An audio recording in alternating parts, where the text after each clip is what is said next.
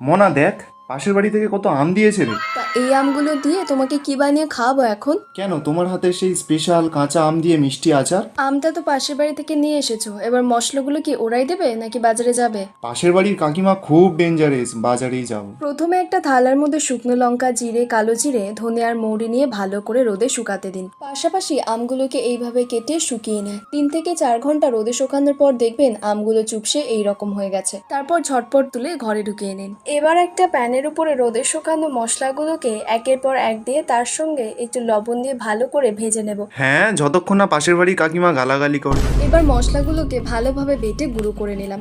মাঝারি কড়াইতে কিছুটা তেল, 2টো শুকনো লঙ্কা, 5 ফোড়ন আর শুকনো করা আমগুলোকে দিয়ে দিলাম। কিছুক্ষণ পর পরিমাণ মতো চিনি দিয়ে ভালো করে নাড়িয়ে নিলাম। যখন দেখবেন চিনিগুলো গলে গিয়ে আমে পাক আসতে শুরু করেছে, তখনই সেই গুঁড়ো করে রাখা মশলাগুলোকে দিয়ে নাড়িয়ে চাড়িয়ে নামিয়ে নেবেন। কই গো, তোমার মিষ্টি আমের আচার রেডি তো? বাহ, কি খেতে মায়েরি! পাশের বাড়ির কাকিমার জয় হোক।